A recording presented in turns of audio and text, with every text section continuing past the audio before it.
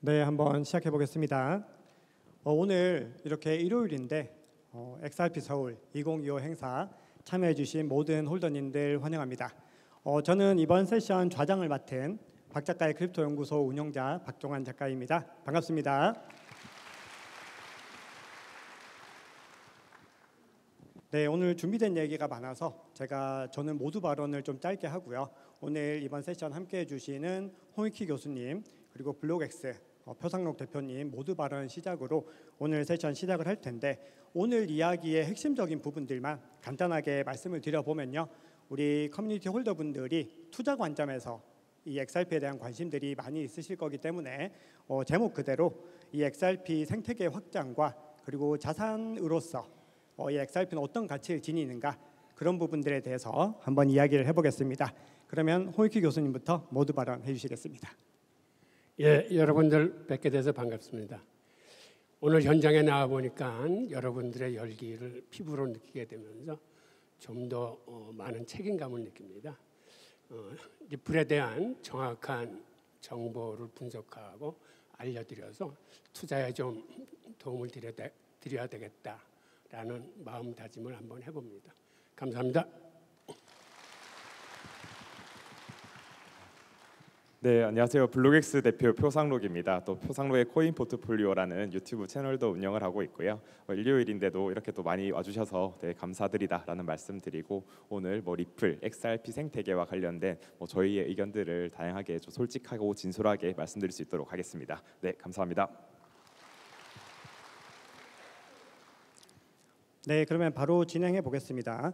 자, 오늘 첫 번째 질문은요, 우리가 글로벌 디지털 자산 시장에서 이 XRP가 어떤 위상을 차지하는지 그 부분들을 한번 살펴볼 텐데요. 사실 한국 투자자분들이 이 XRP가 한국에서만 어떤 위상을 지닌다라는 생각을 하고 계시지만, 사실은 글로벌 사업으로 봤을 때 이 리플의 사업 구조로 봤을 때 그렇지는 않습니다. 그래서 오늘 첫 번째 질문은 과연 XRP가 글로벌 디지털 자산 시장에서 어떤 위치를 점하고 있으며, 비트코인과 이더리움 대비 이 XRP 생태계는 어떤 차별화된 점이 있는지 그 부분부터 한번 짚어보겠습니다. 자, 홍익희 교수님께 먼저 듣겠습니다. 네, 우선 아시겠지만 코인 마켓캡 같은 데는 코인 종류들이 자그마치 13,000개나 있습니다. 그 중에 알다시피 우리 리플 XRP는 3대장 중에 하나고, 기본적으로 리플의 탄생 목적은 아주 심플합니다. 이 느려져진 현대 금융의 송금과 결제 시스템을 혁신하겠다 해서 나온 겁니다. 그리고 비트코인은 여러분들이 잘 아시겠지만 가치 저장 수단으로서 특화된 거고, 이더리움은 닉 제보가 제시한 스마트 컨트랙트 개념을 갖고 비탈릭 부텔린이 일종의 금융 플랫폼을 만들어서 그러니까 프로그래머블한 코인으로 만든 거죠. 하여튼 리플은 그 소기의 목적을 아직 달성하진 않았지만 앞으로 한 걸음 한 걸음 걸어가면서 분명 현대 금융의 부족한 면을 보강하게 될 겁니다. 예. 네, 저도 일단 비트코인을 가장 먼저 말씀드리면요, 일단 2008년 글로벌 금융위기 이후 나온 자산이지 않습니까? 이제 그렇기 때문에 이제 그러한 기본적인 배경이 있고, 그 뒤에 이제 이더리움 그리고 XRP라는 것이 나왔다라고 좀 생각을 하고 있는데요.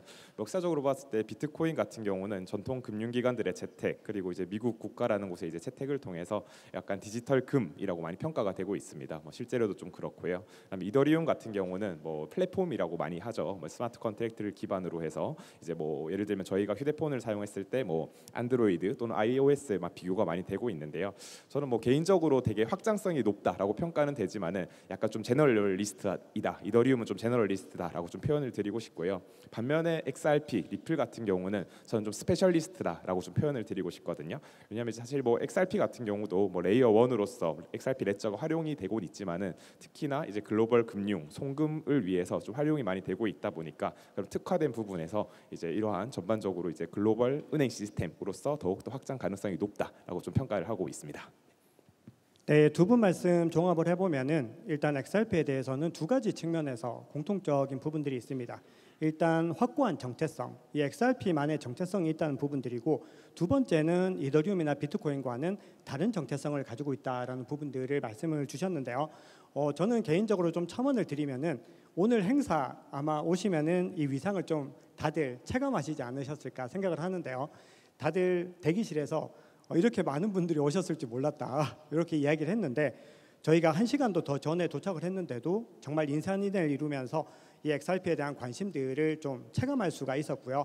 거기에 덧붙여서 저 같은 경우는 이제 유튜브를 운영하다 보니까 XRP를 다룰 때 과거에 이 펀더멘탈에 대한 얘기를 많이 했습니다. 그러면서 펀더멘탈이 다른 이더리움이나 뭐 솔라나 같은 체인에 대비해서 좀 부족하다라고 하면은 거기에 대해서 반박하시는 분들도 굉장히 많이 있으셨죠. 그런데 거기에 대한 관점들이 이제는 좀 바뀌어가는 거죠. 우리가 XRP라고 하는 것은 애초부터 이더리움이나 솔라나 같은 그런 메인넷 기반이 아니었기 때문에 각자 본인만의 정체성을 가지고 갔지만, 지금 현재 시점에서는 이제는 메인넷 사업에서도 굉장히 많은 정체성 그리고 존재감을 드러내고 있다는 부분들이 현재 시점에서는 뭐 RLUSD라든지 XRP 레저 생태계를 통해서도 확인할 수 있기 때문에 그런 부분들을 개인적으로는 좀 주목을 하고 있습니다. 자, 그러면 다음 질문 한번 들어가 볼 텐데요. 자, 지금 시장은 뭔가 이 자산들이 이 암호화폐가 제도권으로 편입되는 움직임들을 가장 중요하게 보고 있는데, 향후 제도권 편입이 과연 이 XRP의 가치와 생태계 확장에는 어떤 변화를 줄 수 있을지, 이 질문도 홍익희 교수님 먼저 들어보겠습니다. 예, 그건 아시겠지만 XRP는 소송 때문에 많이 고생을 했어요. 그래서 제대로 된 평가를 받지 못하고 이제 그 할인된 가격이 정상화되는 과정에 있고, 그 다음에 기관들이 현물을 제대로 투자하기 힘든 이유가 있습니다. 하나는 세금 문제고, 그 다음은 회계 문제고, 수탁 문제예요. 그런데 ETF가 나오면 이거를 일거에 해결해 줍니다. 그리고 그 이후서부터 기관과 기업들의 매집이 강력하게 살아날 겁니다. 그래서 장기적으로는 기관과 기업의 쌍끌이 장세로 인해서 아마 제대로 시총이 평가될 것 같습니다. 그리고 ODL 시스템이나 이런 리플만이 갖고 있는 장점이 대형은행이나 큰 기관들에 의해서 채택되는 걸 계기로 이게 널리 퍼지게 될 겁니다. 특히 대형은행은 생각보다는 굉장히 보수적인 집단이에요. 그래서 이런 걸 쓸 적에 예를 들어서 XRP의 변동성이나 이런 거 때문에 주저했던 경향이 큰데, 이번에 XRP가 그것을 특허 출원해서 은행이 송금할 적에 손실이 나더라도 100% 보장해 주겠다라는 특허가 출원됐기 때문에 앞으로는 좀 기대하셔도 될 겁니다. 예. 네, 일단 뭐 기본적으로 이제 저희가 투자를 하고 있지 않습니까? 결국에 이제 가격 그리고 가치라는 것은 수요와 공급에 따라서 이제 저는 발현된다라고 생각을 하고 있는데요. 뭐 마찬가지죠. 이제 사실 이러한 국가들의 이런 뭐 제도화 편입에 따라 가지고 그 수요가 이제 증가하는 것은 분명하다라고 볼 수 있고요. 그리고 XRP 같은 경우도 이제 최대 공급량이 또 1,000억 개로 제한되어 있지 않습니까? 그래서 공급이 제한된 상황에서 수요가 증가한다라고 그렇게 보았을 때는 당연하게 이제 가격이나 가치적인 상태로는 증가할 것이다라고 보고 있습니다. 뭐 동시에 생태계적인 측면도 되게 중요한 부분 중 하나인데요. 실질적인 유즈 케이스가 있어야지 이제 수요를 더욱더 극대화할 수 있는 부분들이 많이 있다라고 보여질 수 있고요. 사실 이제 RLUSD 이제 리플랩스라는 기업에서 RLUSD를 이제 출시를 하였죠. 이제 미국은 이제 지니어스 액트라는 것을 통해서 스테이블 코인 산업을 제도화시키고 있고 그런 니즈들을 보여주고 있는데, 사실 웹3 기업 중에서는 사실 리플랩스가 가장 힘이 있을 것이다 저 생각을 하고 있습니다. 뭐 기존에 있던 전통 기업들도 이 스테이블 코인 산업이 돈이 되기 때문에 다 너도 나도 뛰어들려고 하거든요. 실제 페이팔 같은 경우도 이제 페이팔 USD를 2년 전에 출시를 했지만 뭐 그 성장 속도가 사실 보면은 지금 RLUSD가 더 페이팔보다는 빠르게 성장하고 있습니다. 뭐 때문에 우리 웹3 기업 중에서는 가장 좀 대표적인 주자로서 좀 활약을 하지 않을까라고 저는 생각을 합니다. 네, 말씀 잘 들었습니다. 자, 오늘 준비된 이야기가 많기 때문에 저는 두 분 굉장히 좀 자세하게 상황들을 말씀 주셔가지고 바로 다음 질문으로 좀 이어서 진행을 해보겠습니다. 자, 그러면 우리가 전체적인 어떤 정체성이나 이 XRP의 위상에 대해서 이야기를 했다면은 이제는 앞으로 어떻게 XRP가 성장해 나갈 것인가, 이 부분들을 좀 살펴봐야 되는데요. 단연간에 이 XRP 커뮤니티와 소통하신 경험으로 비춰봤을 때 XRP 홀더들이 가장 원하는 이 XRP 기반의 서비스는 어떤 것이 있다고 생각하는지 이번에는 표상록 대표님부터 한번 말씀 주시겠습니다. 네, 아까 전에 홍익희 교수님께서 처음 말씀 주셨는데 이제 XRP의 본질은 결국에는 이제 전통 금융 시스템을 새로 개편해서 좀 더 효율적으로 저렴하게 빠르게 그리고 확장 가능하게 좀 하자인 것 같습니다. 실제 저희 아마 투자하고 계신 분들도 이제 그러한 기술 그리고 그런 것에 대한 신뢰가 있기 때문에 이렇게 장기간 단연간 보유를 할 수 있었다라고 생각을 하고 있고요. 네, 그렇기 때문에 아까 전에 또 이더리움과 비교하면서 이더리움은 좀 제너럴리스트적이다. 그리고 XRP 같은 경우는 좀 스페셜리스트적이다라고 말씀드린 것과 같이 우리는 약간 좀 더 금융에 특화된 점을 이제 더욱 더 무기 삼아서 그것을 더욱 더 좀 발전시켜야 나가야 된다라고 생각을 하고 있고 이제 그렇게 또 잘 하고 있다라고 생각을 들고 있기 때문에 아마 그런 부분들이 좀 이제 커뮤니티 홀더분들이 기대하는 서비스이지 않을까라고 생각을 합니다. 예, 그리고 이더리움이나 스테이블 코인 같은 경우에는 여러분들이 아시겠지만 스테이킹을 통해서 수익을 가외 수익을 올리고 있습니다. 그런데 이런 게 지금은 비트코인이나 리플 쪽으로도 영향을 미쳐서 이쪽에서도 이제 발동을 걸기 시작했어요. 그래서 앞으로는 디파이나 RWA 쪽에서 수익이 나는 상품들이 나올 겁니다. 이미 시장에 나왔고, 그다음에 내년 경우에는 리플 스스로도 그 AMM 자동 마켓 그 저기하고 그 네이티브 스테이킹을 내년 경서부터는 시작한다는 그런 이야기가 있습니다. 예. 네, 두 분 말씀 또 공통된 부분들은 결국은 금융의 어떤 혁신의 측면에서 이 XRP의 위상, 가치에 대한 부분들을 말씀을 주셨는데 저는 최근에 저희 채널에 이 카탈라이즈 리서치 대표님이랑 인터뷰한 영상이 있는데 그때 같이 이야기 나눴던 내용 중에서 킬러 뎁에 대한 부분들을 좀 가장 주목을 했습니다. 결국은 금융이 특화된 뭔가 금융을 기반으로 한 이 XRP의 확장이 계속해서 뭔가 상승 국면을 가져가기 위해서는 결국 이 킬러 뎁이 중요하고, 그리고 킬러 뎁의 기반은 지금 현재 어떤 흐름으로 봤을 때 교수님 말씀 주셨던 RWA 그리고 디파이에 대한 부분들이 가장 특화된 부분이 될 거다라고 생각을 합니다. 그래서 결국은 그런 부분들이 뭔가 키 플레이어가 나와줘야 되는 거죠. 그런데 그런 부분들이 하나씩 준비가 되고 있고, 바로 다음 질문으로 또 연결되겠지만 이 RLUSD를 필두로 해서 또 XRP 레저 생태계가 계속해서 확장된다는 국면들을 개인적으로 주목하고 있고, 아마 그 부분들이 단기적으로는 가장 좀 중요한 화두가 아닐까 그렇게 생각을 합니다. 자, 다음은 RLUSD 이야기를 좀 해보겠습니다. 이 RLUSD는 리플이 직접 발행하는 스테이블 코인인데, 이 RLUSD가 XRP의 활용성이나 가치에 어떤 영향을 줄지, 그리고 이 RLUSD 자체는 XRP 레저 생태계에 어떤 영향을 줄지, 이 부분은 홍익희 교수님부터 여쭤보겠습니다. 예, 현재 스테이블 코인이 나와서 송금 및 결제 시장을 지금 빠른 속도로 잠식해가고 있습니다. 통계에 의하면은 이미 결제 시장의 13%를 스테이블 코인이 장악하고 있다고 그래요. 그러니까 이러한 요소는 XRP 입장에서는 분명히 스테이블 코인과의 경쟁이 시작됐기 때문에 시장 잠식을 당한 걸로 부정적인 영향을 미치는 것은 맞습니다. 그런데 그럼에도 불구하고 RLUSD나 XRP가 이제는 페어로 쓰여가지고 ODL 시스템이나 그 다음에 송금 시장에서도 제대로 되는 역할들을 하기 시작할 겁니다. 예를 들어서 대형은행들이 아직 ODL 시스템을 쓰는 데가 미약한데, 분명히 대형은행들도 이번에 그 특허 출원 등으로 인해서 모든 리스크가 없어졌기 때문에 한두 군데 대형은행이 시작하면 그때서부터 본격적으로 문이 열릴 거고, 그다음에 개인 송금에 있어서도 RLUSD하고 XRP를 쌍으로 활용할 경우에는 변동성이 거의 없습니다.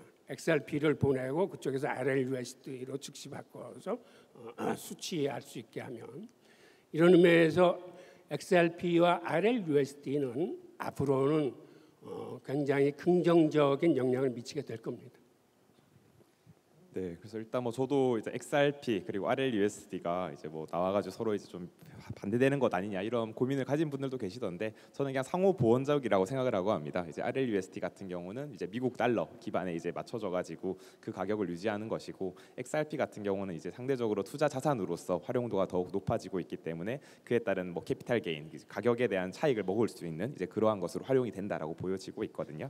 사실 뭐 이제 리플랩스라는 기업은 이제 뭐 리플렛이라는 이제 비블록체인 네트워크도 활용하고 있고 동시에 이제 저희가 XRP를 하고 있는 XRP 레저라는 블록체인 시스템도 같이 활용을 하고 있습니다. 그래서 말씀 주신 것처럼 이제 뭐 ODL 또는 엑스커런트, 뭐 XBIA, 뭐 리퀴디티 허브 등 뭐 다양한 이러한 뭐 프로젝트들이 진행되고 있는데 이 프로젝트들이 이제 실질적인 수요, 특히 이제 기업들의 수요들이 증가를 하면은 그 아마 그 ODL에서 XRP를 활용하는 수요가 더욱 증가할 것이다라고 보여지고 있고요. 이제 그렇게 증가했을 때 이제 RLUSD도 같이 XRP와 서로의 이제 이런 접점들을 좀 찾아 나가지 않을까라고 좀 생각을 하고 있습니다. 네, 어떻게 보면은 이 XRP와 RLUSD의 상관관계, 왜 RLUSD의 확장이 XRP의 확장으로 이어질 수 있는가, 그런 부분들은 리플에서 처음부터 이 스테이블 코인을 고안했을 때부터 그 사용성에 대한 설계들이 있었을 거고요. 일반적으로는 이 브리징이나 유동성 풀로서의 어떤 역할들, XRP의 가치를 많이 이야기를 합니다. 그 얘기는 결국은 RLUSD를 필두로 해서 XRP 레저 생태계가 확장이 되면은 그 호재들이 XRP에 연결될 수 있다라는 구조로 생각을 할 수 있고요. 그러면은 현재 시점에서 이 RLUSD가 어느 정도 성장을 하고 있는가, 그 부분들은 저도 매일마다 체크를 하면서 어떤 기조를 가져가는지 보고 있는데 현재 탑 10에 이름을 올리면서 성장률에서는 전체 스테이블 코인 중에서 가장 빠르게 성장세를 가져가고 있습니다. 그만큼 RLUSD의 펀더멘탈에 대한 부분들이 확보가 되고 있고요. 다음으로는 기업 관련해서도 최근에 이 에이브에서 호라이즌이라고 하는 기업용 대출 프로토콜이 나왔는데 여기에서도 RLUSD의 사용성이 가장 높은 또 스테이블 코인 중에 하나로 나오고 있습니다. 그만큼 전체적으로 뭔가 사용성에 대한 확장들과 펀더멘털에 대한 확장이 이루어진다는 것은 중장기적인 관점에서 이 XRP를 좀 주목해 볼 만한 이유가 되지 않을까 생각을 합니다. 다음 질문은 요즘에 가장 이 시장에서 중요한 트렌드입니다. DAT라고 하죠. 디지털 에셋 트레저리라고 해서 이 상장 기업들이 메이저 알트코인들을 본인의 재무 전략 관점으로 계속해서 매집하는 이 트렌드를 보이고 있는데 과연 XRP 생태계에서도 이런 전략들이 장기적으로 도움이 될지 이 부분들 홍익희 교수님 말씀 부탁드립니다. 기업의 DAT 전략은 XRP에 정말 많이 도움이 될 겁니다. 우리가 비트코인 예에서 보면 지난해 초에 ETF 승인이 나면서 그간 개인들이 어렵게 끌어왔던 시장이 단박에 기업 주도 시장으로 바뀌었습니다. 그리고 지난해 말서부터 새로운 현상이 다시 보이는데 트레저리 기업들이 매입하는 매입량 자체가 기관들이 매입하는 매입량 자체를 추월했습니다. 이게 3분기 연속 추월했는데 즉 개인 주도 시장이 기관 주도 장세로 바뀌었다가 지금은 기업 주도 장세로 기관과 기업이 쌍끌이로 매입을 하고 있습니다. ETF 승인을 받은 비트코인이나 이더리움은 이미 시작했어요. 그런데 우리 XRP는 이번 한 10월경으로 예상되는 ETF가 제대로 된 게 나오면 그때서부터 기관 장세와 기업 장세가 시작이 될 겁니다. 네, 맞습니다. 이제 말씀 주신 것처럼 이제 비트코인은 이미 뭐 스트래티지 또는 메타플래닛이란 기업으로 잘 알고 있으실 테고, 뭐 이더리움도 뭐 이더마인 또는 샤프링크, 그리고 솔라나 같은 경우도 유팩시나 뭐 솔스트래티지라는 기업들이 나타나고 있습니다. XRP도 마찬가지로 오늘 아마 참여하시는 것 같은데 네이처 미라클 홀딩스 또는 SBI 등 이런 기업들이 이제 이런 것들을 이제 우리 DAT 기업으로 이제 많이 하겠다라고 좀 전환을 하고 있는 상태이거든요. 그래서 말씀 주신 것처럼 작년에는 이제 기관 장세였으면은 지금 이제 기업 장세로 바뀌었고요. 뭐 저희 투자자들 입장에서는 되게 좋은 거다. 왜냐하면 결국에 가격이라는 것은, 가치라는 것은 수요와 공급에 따라 가는 것이고, 저희 이제 역사적으로 보았을 때 개인들이 뭐 크립토를 먼저 투자를 했지 않습니까? 역사적 크립토를 먼저 투자를 했고 그 이후에 이제 기관들이 들어와서 어느 정도 약간 손바뀜이 일어났죠. 손바뀜이 일어나면서 이 사람들의 평단가보다는 좀 높은 가격에 사주었기 때문에 어느 정도 수익을 실현하고 이 사람들의 평단가는 지키려고 하는 기관들은 또 그러한 움직임을 나타내고 있거든요. 근데 지금은 이제 기관들도 어느 정도 수익권에 들어왔습니다. 근데 그 높은 수익권에서 다시 기업 기업들이 받쳐준다면은 다시 또 손바뀜이 어느 정도 일어나고 수익 실현이 높아지고 이제 그런 시기에서 이제 또 약간 더욱더 이 펀더멘털이 높아질 수 있는 가격적인 펀더멘털이 높아질 수 있는 부분들이 있기 때문에 뭐 저희 이제 홀더들 투자자분들께는 되게 저는 좋은 소식이다. 그리고 이것은 이제 시작이다라는 것을 좀 말씀드리고 싶습니다. 네, 앞서 몇몇 회사들을 말씀 주셨는데 비보파워라고 하는 또 회사도 요즘에 트레저리 전략으로 굉장히 좀 많이 언론에 회자가 됩니다. 근데 아마 오늘 행사에 또 참여하신 걸로 알고 있는데요. 이런 회사들이 또 가지고 가는 중요한 흐름들은 이 비단 XRP뿐만이 아니라 다른 뭐 솔라나라든지 이더리움 같은 그런 자산들도 계속해서 이 DAT가 늘어나고 있는데 이 자산을 이 생태계에서 디파이에 활용을 한다거나 아니면은 본인들의 자회사에서 사용성을 늘릴 수 있는 방법들을 많이 사용을 합니다. 그래서 최근에 비보파워 같은 경우는 자회사에서 이 전기차와 관련된 또 결제를 할 때 활용할 수 있도록 XRP를 채택하겠다. 이런 기사도 있었고요. 대표적으로 그동안에 이 리플의 최고의 우군 중에 하나죠. SBI 같은 경우는 특정 상품에 대해서 이 계좌를 발급할 때 XRP를 또 주는 그런 서비스들도 제공을 하고 있기 때문에 전체적으로 이 기업들이 계속해서 이 XRP를 담는다라는 거는 중장기적인 관점에서는 중요한 전환점이 될 수 있다. 굉장히 좋은 흐름을 만들 수 있다. 이렇게 생각을 합니다. 저희 시간이 굉장히 좀 빨리 가서 저희가 한 2가지 정도 질문만 하고 좀 마무리를 해야 될 것 같은데요. 각 연사님들이 생각하시는 이 XRP 생태계의 가장 큰 오해 그리고 거기에 대한 진실 어떤 것들이 있는지 이번에는 표 대표님 먼저 말씀 주시죠. 네, XRP를 뭐 단순 송금용 코인으로만 생각하시는 분들이 좀 많이 있으신 것 같은데요. 그렇지 않다. XRP 레저 같은 경우를 통해서 자체적인 독립적인 레이어 1을 보유를 하고 있고 이것은 이제 송금뿐만 아니라 이제 금융 특화된 아까 말씀드렸다시피 스페셜리스트로서 이제 금융 전반으로서 뭐 디파이든 NFT든 뭐 RWA든 스테이블 코인이든 모두 다 발행 가능한 것이다라는 것을 좀 이해하시면은 좀 좋을 것 같다라고 좀 말씀을 드리고 싶습니다. 예. 그리고 우리는 리플이 굉장히 중앙화되어 있다라는 얘기를 많이 듣습니다. 그런데 이게 일부는 사실이고 일부는 오해입니다.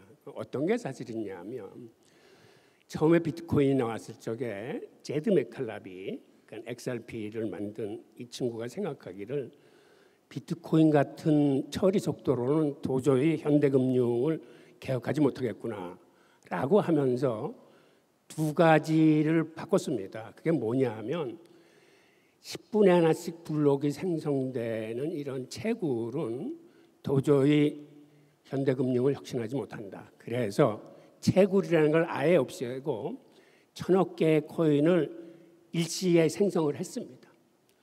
2번째는 작업 증명이라는 걸 통해서 검증을 하는데 그 작업 증명을 통한 검증이 너무 많은 시간이 소요되니까 그렇게는 못하겠다. 노드 수를 100명 정도로 줄이고 그중에서 믿을 만한 사람 35명을 추린 다음에 그 사람들이 80%만 동의를 하면 이건 검증된 걸로 보자라고 해서 이런 과정 속에서 현대에서 생각하기에는 이런 게 굉장히 중앙화돼 있구나라고 생각하는데 그때는 그럴 수뿐이 없었던 사정이 있었던 거고 현재는 리플 스스로도 이러한 중앙화 문제를 알기 때문에 이거를 풀어가려고 노력을 하고 있습니다. 그 과정의 하나로서 과도한 물량을 이걸 어떻게 투자자들이 우려하지 않도록 운영하느냐 하는 문제하고 그다음엔 보안과 해킹을 방지하기 위해서 현재 노드 수를 어떻게 늘려가느냐 문제를 나름대로 고민하고 있기 때문에 아무래도 그 보안과 해킹 쪽에는 앞으로도 개선이 될 것 같습니다. 네, 아마 마지막 질문이 될 것 같습니다. 자, 5년 후에 XRP 생태계 어떻게 확장할 것인지, 결제망 이상으로 어떤 위치에 설 것인지 이 부분들이 마지막 질문이 될 텐데요. 자, 오늘 이 밖에 나가시면은 홍익희 교수님 또 신간 나는 XRP로 미래를 준비한다라는 책을 또 행사를 하고 있으니까요. 교수님 같이 또 사인 받으시고 사진 촬영하시고 싶으신 또 참석자분들은 함께 하시면 좋을 것 같습니다. 그럼 이 마지막 질문에 대해서 2분 답변을 듣고 오늘 이 세션 마무리하겠습니다. 홍익희 교수님부터 여쭤봅니다. 예, 과거에 XRP는 송금을 위해서 태어난 코인이지만 이제는 리플 레저 자체가 바뀝니다. 그러니까 여기에 스마트 콘트랙트 기능을 담고 그 다음에 이더리움 가상머신과 호환되는 사이드 체인을 장착하고 해서 이제는 디파이와 RWA는 물론 NFT 등 이더리움에서 할 수 있는 모든 게 리플 레저에 의해서 실행될 겁니다. 하여튼 이런 걸 통해서 이제는 글로벌 금융 인프라로 재탄생하게 될 겁니다.